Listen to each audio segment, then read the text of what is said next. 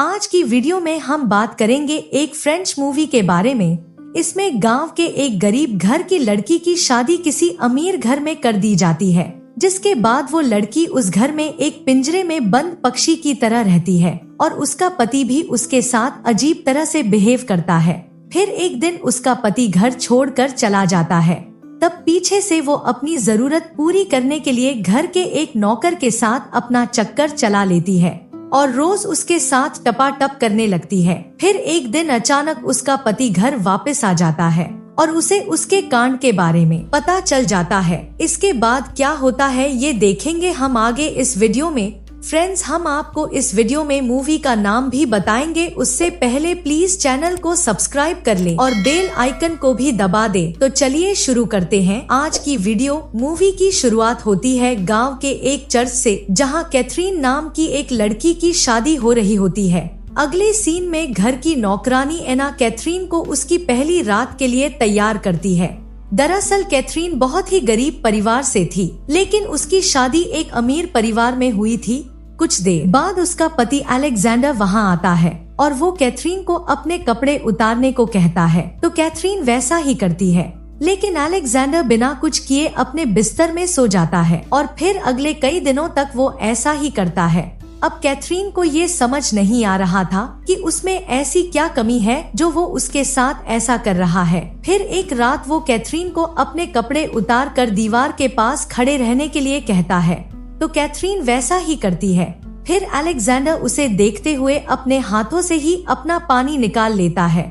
अब ये देखकर कैथरीन और भी हैरान हो जाती है। फिर अगली सुबह अलेक्जेंडर कैथरीन को बिना कुछ बताए कहीं चला जाता है। जब कैथरीन अपने ससुर बोरिस से उसके बारे में पूछती है, तो बोरिस उसे बताता है कि वो किसी काम से दूसरे टाउन में गया है और मुझे भी लंदन जाना है। फिर बोरिस के जाने के बाद कैथरीन घर पर अकेली बैठी होती है। तभी उसे बाहर से कुछ शोर सुनाई देता है, तो वो देखने के लिए वहां चली जाती है और देखती है कि उनके घर के नौकरों ने एना को एक कपड़े में लटका रखा है। फिर कैथरीन के पूछने पर सेबास्टियन नाम का एक नौकर उसे कहता है कि हम इसका वजन तोल रहे हैं। तब कैथरीन उसे नीचे उतारने को कहती है। फिर एना आजाद होते ही अपने कपड़े लेकर वहां से चली जाती है। इसके बाद कैथरीन सेबास्टियन से पूछती है कि तुम्हारे हिसाब से मेरा वजन कितना है। उसकी ये बात सुनकर सेबास्टियन उसे गोदी में उठा लेता है।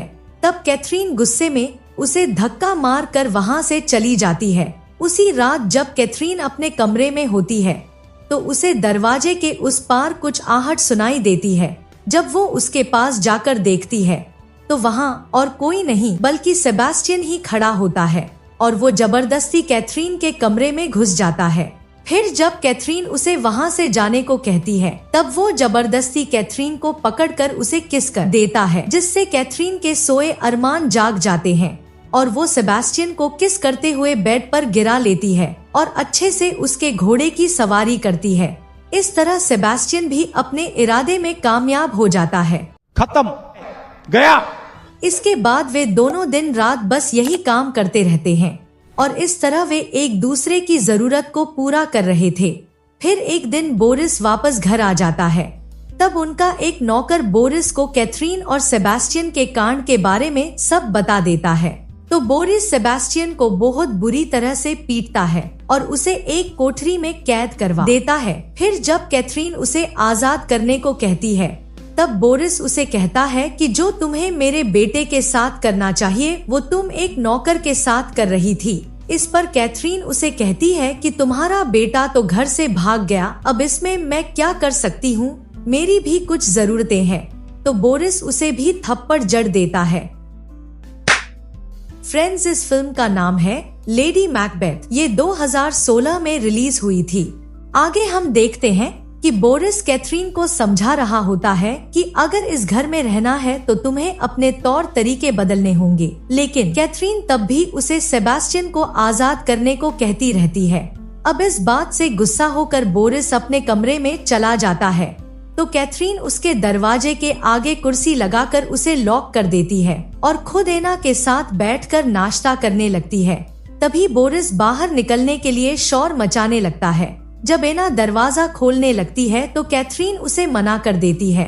फिर जब अंदर से आवाज आनी बंद हो जाती है तो वो एना से डॉक्टर को बुलाकर लाने को कहती है और खुद सेबेस्टियन को छुड़ाने के लिए चली जाती है। अगले सीन में डॉक्टर उन्हें बताता है कि बोरिस मर चुका है। वहीं दूसरी तरफ हम एना को रोते हुए देखते हैं क्योंकि उसकी आवाज चली गई थी।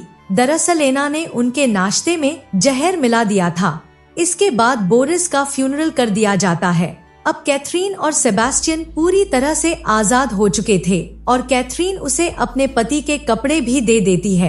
फिर एक रात वे दोनों सो रहे होते हैं, तभी कैथरीन को किसी के आने की आहट सुनाई देती है। जब वो खिड़की के पास जाकर देखती है कि उसका पति अलेक्जेंडर घर आ चुका है तो वो सेबेस्टियन को जल्दी से कमरे में ही छुपा देती है और वापस बेड पर जाकर बैठ जाती है। अब अलेक्जेंडर इतनी रात को उसे जगह देखकर सरप्राइज हो जाता है। तभी उसे वहाँ एक बेल्ट मिलती है जो कि सेबेस्टियन की थी। फिर पूछने पर कैथरीन उसे कहती है कि मुझे ये बाहर मैदान में मिली थी। तब अलेक्जेंडर उसे कहता है कि मुझे पता है कि तुम मेरे पीछे से क्या क्या करती थी। तुम एक घोड़ी बन चुकी हो जो किसी को भी अपने ऊपर चढ़ने देती हो।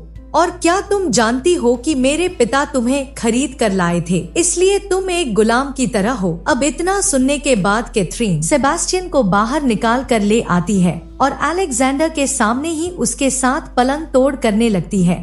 अब ये देखकर अलेक्जेंडर गुस्से में पागल हो जाता है और कैथरीन को थप्पड़ जड़ देता है, जिससे सेबेस्टियन और उसमें हाथापाई होने लगती है। तभी पीछे से कैथरीन एक छड़ी से अलेक्जेंडर के सिर पर वार कर देती है और फिर उसी छड़ी से पीट पीट कर उसे मार डालती है, जिसके बाद वे उसकी बॉडी को जंगल में दफना देते हैं।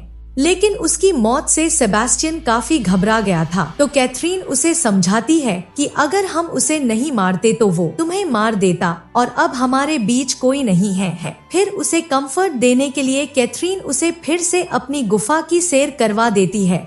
अब इसी तरह अगले कुछ दिन बीत जाते हैं। फिर एक दिन अचानक से एक औरत टेडी नाम के एक बच्चे के साथ वहां आती है और बताती है कि ये बच्चा मेरी बेटी और अलेक्जेंडर का है। तो कैथरीन उसे कहती है कि मैं ये कैसे मान लूं क्योंकि मेरे पति तो लापता है। इस पर वो औरत बताती है कि मेरी बेटी के मरने के बाद अलेक्जेंडर ने इस बच्चे के लिए लीगल पेपर बनवाए थे और इस हिसाब से ये उसका उत्तराधिकारी है। इसके बाद वे दोनों भी उसी घर में रहने लगते हैं। अब कैथरीन और सेबेस्टियन घर में नहीं मिल सकते थे क्योंकि जब भी वे मिलने की कोशिश करते तो टेडी बीच में आ जाता था। तब सेबेस्टियन कैथरीन से कहता है कि जब तक वो बच्चा इस घर में है हम नहीं मिल पाएंगे। तो कैथरीन उसे कहती है कि तुम चिंता मत करो, मैं तुम्हारे लिए कुछ भी कर सकती हूँ। फिर एक रात कैथरीन सेबेस्टियन को बुला कर लाती है। तब सेबेस्टियन टेडी के पैर पकड़ लेता है और कैथरीन एक तकिए से उसका मुंह दबाकर उसे मार डालती है। फिर अगली सुबह सबको पता चल जाता है कि टेडी मर चुका है, जिसके बाद एक डॉक्टर और डिटेक्टिव घर वालों से पूछताछ करने आते हैं। वहीं दूसरी तरफ सेबेस्टियन को टेडी को मारने का बहुत गिल्ट हो रहा होता है, तो वो डिटेक्टिव को सच्चाई बता देता है और साथ ही ये भी बता देता है कि कैथरीन ने ही अपने पति और ससुर को मारा है। तब कैथरीन उन्हें कहती है कि ये झूठ बोल रहा है, बल्कि ये सब इसने और एना ने मिलकर किया है। जिसके बाद एना को बुलाया जाता है। तब पता नहीं क्यों एना कुछ भी नहीं बोल पाती, जिसके बाद एना और सेबेस्टियन को जेल भेज दिया जाता है। फिर धीरे धीरे सब लोग घर छोड़कर चले जाते हैं क्योंकि एकदम से वहाँ इतनी मौतें हो चुकी थी और अब घर में कैथरीन बिल्कुल अकेली हो चुकी थी। इसी के साथ ये फिल्म यहीं पर खत्म हो जाती है।